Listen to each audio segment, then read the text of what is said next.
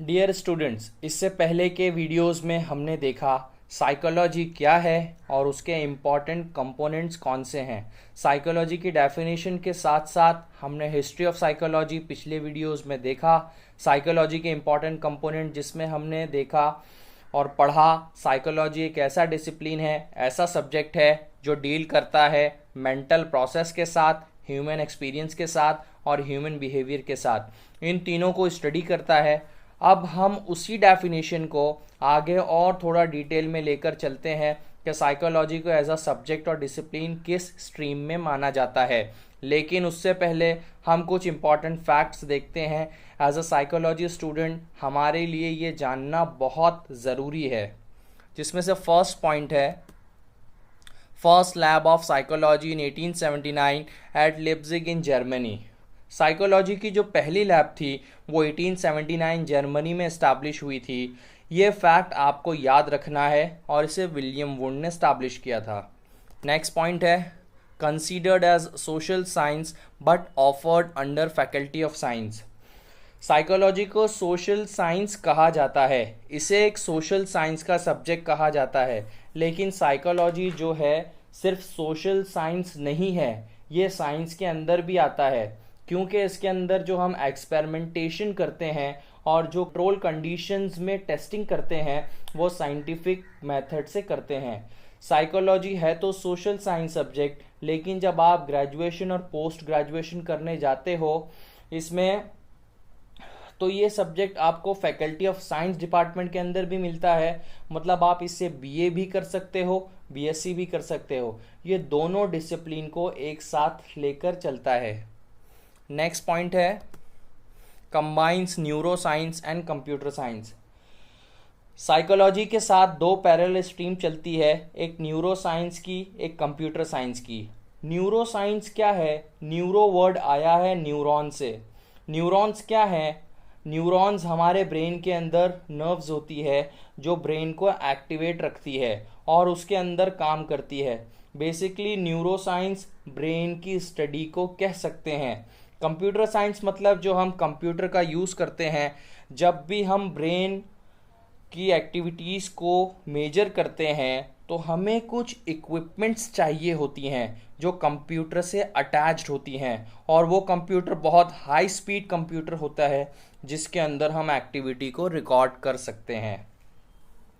इन दोनों को समझे बगैर साइकोलॉजी की साइंटिफिक स्टडी करना नामुमकिन है। साइकोलॉजी में ब्रेन की स्टडी के लिए न्यूरो साइंस और कंप्यूटर साइंस दोनों एक साथ ही चलता है। ये तीनों फैक्ट बहुत इम्पॉर्टेंट हैं जिसे आपको याद रखना है एज अ साइकोलॉजी स्टूडेंट। अब देखते हैं साइकोलॉजी एज अ डिसिप्लिन क्या है।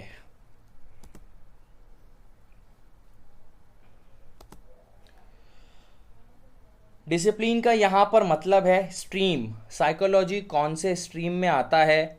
जैसे हमने देखा कि न्यूरो साइंस में आता है या कंप्यूटर साइंस में आता है, तो अब हम समझेंगे एज अ स्ट्रीम हम उसकी कौन सी दो स्ट्रीम्स के बारे में पढ़ते हैं। इसे दो पार्ट में डिवाइड कर सकते हैं। पहला है psychology as a natural science और दूसरा है psychology as a social science. पहला psychology as a natural science पढ़ते हैं। इसमें क्या होता है? इसमें फिज़िकल एंड बायोलॉजिकल साइंस होती है। फिज़िकल एंड बायोलॉजिकल साइंस के मेथड यूज़ किए जाते हैं। जब भी हम साइकोलॉजी पढ़ते हैं तो हम दो स्ट्रीम्स को पढ़ते हैं, physical science and biological science, जिसे हम जानते हैं साइकोलॉजी के एक्सपेरिमेंट्स हम लैब में करते हैं, जिसमें हम कुछ लोगों को लेकर जाते हैं और उनकी टेस्टिंग करते हैं, उनकी ब्रेन एक्टिविटीज़ को नोट करते हैं। तो ये हम फिज़िकली एंड बायोलॉजिकली उनकी टेस्टिंग करते हैं, इसलिए हम इसमें फिज़िकल एंड बायोलॉजिकल साइंस को लेकर चलते हैं। नेक्स्ट पॉइंट है to explain human behaviour. Physical science और बायोलॉजिकल साइंस के थ्रू हम ह्यूमंस का बिहेवियर स्टडी करते हैं। मेन डेफिनेशन जो हमने पढ़ी थी उसमें यही था कि साइकोलॉजी में मेंटल प्रोसेस, एक्सपीरियंस और बिहेवियर को स्टडी करना है। तो इसका भी मेन पर्पस ये है, जब हम साइकोलॉजी में साइंस स्टडी करते हैं तो ह्यूमन बिहेवियर को स्टडी करते हैं, तभी तो हमें पता चलेगा कि ह्यूमन कैसे एक्ट करेगा, कैसे ह्यूमन बिहेव करेगा और कैसे ब्रेन एक्टिव रहेगा। नेक्स्ट पॉइंट है हमारा data collected under controlled conditions. इसमें सबसे इम्पॉर्टेंट पॉइंट यही है कि डेटा कैसे कलेक्ट होता है, यानी सबसे मेन चीज़ है जिसकी वजह से साइकोलॉजी को साइंस के अंदर डाला गया है। यहाँ डेटा का मतलब है ह्यूमन की स्टडीज़ करने के लिए जो मटेरियल है हम वो कैसे कलेक्ट करते हैं। नेचुरल साइंस में डेटा एक कंट्रोल कंडीशंस के अंडर कलेक्ट होता है। अब ये कंट्रोल कंडीशंस क्या होती हैं? जैसे लैब में आप कोई एक्सपेरिमेंट करते हो, जो साइंस के स्टूडेंट्स होंगे उन्हें पता होगा कि आप कभी किसी चीज़ का लैब में टेम्परेचर कंट्रोल करने की कोशिश करते हो या कभी किसी चीज़ का एटमॉस्फेरिक प्रेशर कंट्रोल करने की कोशिश करते हो। ऐसे ही जब हम लैब में एक्सपेरिमेंट करते हैं तो हम कुछ चीज़ों को कंट्रोल करने की कोशिश करते हैं जिसका इम्पैक्ट हम नहीं चाहते कि हमारे रिजल्ट पर हो। तो जहां हम कंट्रोल कर सकते हैं तो उस कंडीशंस को कहते हैं कंट्रोल कंडीशंस। अब नेक्स्ट पॉइंट है study cause and effect relationship. यहाँ कॉज का मतलब है किस वजह से हुआ। जब हम लैब में कंट्रोल कंडीशंस रखते हैं और जब रिजल्ट देखते हैं तो हम देखते हैं कि कंट्रोल कंडीशन रखने की वजह से क्या इफ़ेक्ट हुआ।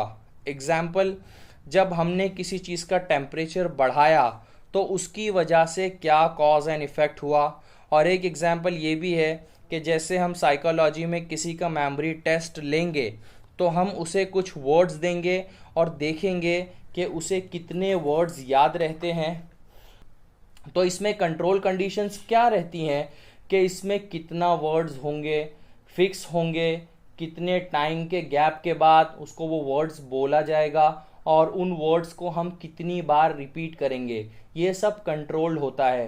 तो हम यहाँ क्या कर रहे हैं, कुछ कॉजेज़ दे रहे हैं, फिर उसका इफ़ेक्ट देख रहे हैं। ये एक साइंटिफिक मेथड है साइकोलॉजी में टेस्टिंग करने का। अब इसमें एक इम्पॉर्टेंट मॉडल आता है जिसे हाइपोथेटिक डिडक्टिव मॉडल थ्योरी कहते हैं।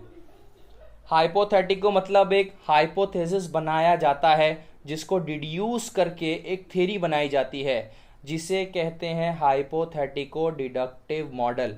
इस थ्योरी का क्या मतलब है? हमने स्कूल से अभी तक सुना है कि साइंटिस्ट बहुत सारी थ्योरीज बना चुके हैं, जैसे थ्योरी ऑफ लर्निंग है, थ्योरीज ऑफ मोटिवेशन है, और भी बुक्स में कई सारी थ्योरीज होती हैं। तो थ्योरी होती क्या है? थ्योरी मतलब हम किसी भी फेनोमिना या इफ़ेक्ट के बारे में जब कुछ स्टेटमेंट बोलते हैं, ये ऐसा है, ये वैसा है, तो उसको हम थ्योरी बना लेते हैं। तो basically theory is a set of statements जिसको हमें प्रूव करना पड़ता है। थ्योरी कुछ बोलने से नहीं हो जाती, जैसे कि मैंने कुछ बोल दिया और वही फैक्ट हो गया। अगर मैं कुछ कहूँगा तो मुझे उसे प्रूव करना होगा। तो पहले थ्योरी सेट की जाती है, फिर उसे एक्सप्लेन करना पड़ता है, उस थ्योरी का मतलब क्या होता है और आप किस वजह से वो चीज़ बोल रहे हो, उस थ्योरी के पीछे क्या रीजंस हैं और आप उसको कैसे प्रूव करोगे। तो थ्योरी को एक्सप्लेन करके हमें उसे प्रूव करना पड़ता है, तब ही वो एक प्रॉपर थ्योरी बनती है जिसको आगे स्टडीज़ में, बुक्स में डाला जाता है। प्रूव होने से पहले हम उसको हाइपोथेसिस ही कहेंगे, जब प्रूव हो जाएगी तो वो थ्योरी बन जाएगी। हाइपोथेसिस में आप एक स्टेटमेंट देते हो, फिर डेटा कलेक्ट करके उसको ट्रू या फॉल्स साबित करते हो। अगर प्रूव हो जाता है तो थ्योरी बन जाती है, और अगर फॉल्स हो जाती है, जो प्रूव नहीं हो पाती, तो उसे हाइपोथेसिस ही कहते हैं। उसके लिए फिर हम क्या करते हैं, फिर कोई और स्टेटमेंट हम लेते हैं, उसे हाइपोथेसिस बनाना पड़ता है और उसको पूरा मेथड साइंटिफिक तरीके से उसका एक्सपेरिमेंट करना पड़ता है, जिसमें हम कंट्रोल कंडीशंस पर एक्सपेरिमेंट करके रिजल्ट निकालते हैं, जिसमें कई साइंटिस्ट पूरी कोशिश यही करते हैं कि जो भी उनकी हाइपोथेसिस है वो ट्रू निकल जाए, और वो एक्सपेरिमेंट उसके हिसाब से करते हैं।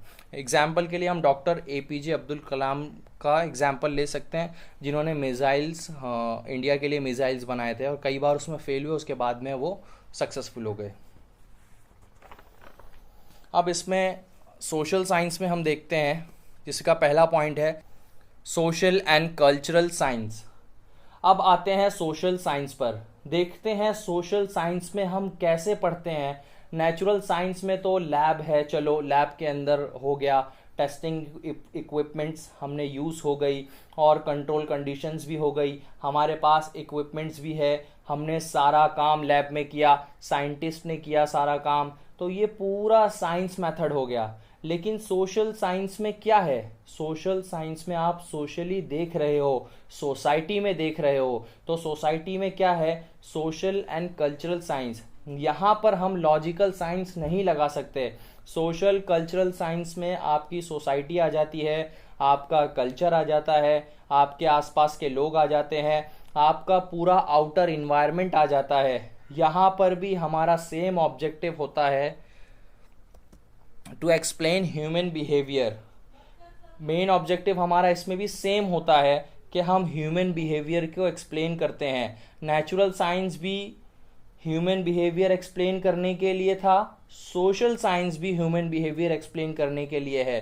दोनों स्टडीज़ का ऑब्जेक्टिव एक ही है, क्योंकि हम पढ़ तो साइकोलॉजी ही रहे हैं। साइकोलॉजी में क्या है? Mental process, experience and behaviour. तो सोशल साइंस में हम बिहेवियर को स्टडी करते हैं। नेक्स्ट पॉइंट है data collected under natural conditions. अब यहाँ डेटा कैसे कलेक्ट करते हैं? नेचुरल साइंस में तो कंट्रोल कंडीशंस में किया था हमने, सोशल साइंस में हम कंडीशंस को कंट्रोल नहीं कर सकते, क्योंकि ये नेचुरल कंडीशंस है। नेचुरल मतलब जैसे कोई अपने घर में बैठा है, हम उसे ऑब्जर्व करना चाहते हैं कि वो कैसे रिएक्ट कर रहा है, या कोई कॉलेज गया है, हम उसे ऑब्जर्व करना चाहते हैं कि कैसे बिहेव कर रहा है, या कोई सोसाइटी में कैसे बिहेव करता है, या सोशल गैदरिंग में कैसे बिहेव करता है। तो ये सब नेचुरल इन्वायरमेंट होता है, जिसमें हम सब्जेक्ट को, जिसको भी स्टडी कर रहे हैं, उसी इन्वायरमेंट में स्टडी करना पड़ता है। कई बार तो सब्जेक्ट को पता ही नहीं होता कि आप उसको स्टडी कर रहे हो, क्योंकि आपको उसका नेचुरल बिहेवियर देखना है। कंट्रोल और नेचुरल बिहेवियर में बहुत फ़र्क होता है। जैसे आपको पता है, आपको स्टडी किया जा रहा है, आपको लैब में बिठा दिया गया, आपको बता दिया गया कि कैमरा लगा हुआ है, आपके ऊपर स्टडी होगी, जो भी आप बोलोगे वो रिकॉर्ड होगा। तो आपका जो बिहेवियर होगा उसमें नेचुरली थोड़ा सा फ़र्क आ जाएगा। आप नेचुरली बिहेव नहीं करोगे, आपके बिहेवियर में थोड़ा फ़र्क आएगा। आप अपना बेस्ट देने की कोशिश करोगे, आप कोशिश करोगे कि मैं बेस्ट बिहेव करूं। इसकी वजह से स्टडीज़ कभी कभार रॉन्ग भी हो जाती है। लेकिन नेचुरल में क्या होता है, जब आपको पता ही नहीं है कि आपको कोई स्टडी कर रहा है, तो आप एकदम नेचुरल बिहेव करते हो। तो कई बार साइंटिस्ट जो होता है वो उसी भीड़ में से होता है जिसमें वो सब्जेक्ट खड़ा है, और साइंटिस्ट सब्जेक्ट को क्वाइटली ऑब्जर्व कर रहा है। सब्जेक्ट को जब ये पता नहीं होता कि कोई उसको ऑब्जर्व कर रहा है, तो वो अपना नेचुरल बिहेव करता है। नेचुरल कंडीशंस को हम कंट्रोल कर ही नहीं सकते। बाहर का टेम्परेचर कंट्रोल करना हमारे बस में नहीं है, ह्यूमिडिटी कंट्रोल करना हम अपनी मर्जी से नहीं कर सकते, क्राउड कितना आएगा, कितने लोग होंगे, ये भी हम कंट्रोल, सब चीज़ें हम कंट्रोल नहीं कर सकते। नेक्स्ट पॉइंट है study interaction between person and it's socio cultural environment. इसका मेन पर्पस ये होता है कि सब्जेक्ट अपने सोशल कल्चरल इन्वायरमेंट में कैसे इंटरेक्ट कर रहा है, कैसे बिहेव कर रहा है, इसमें क्या होता है। नेक्स्ट पॉइंट है how people behave in a given situation which is unpredictable. ये अनप्रिडिक्टेबल क्या होता है, इसमें आप अंदाज़ा नहीं लगा सकते।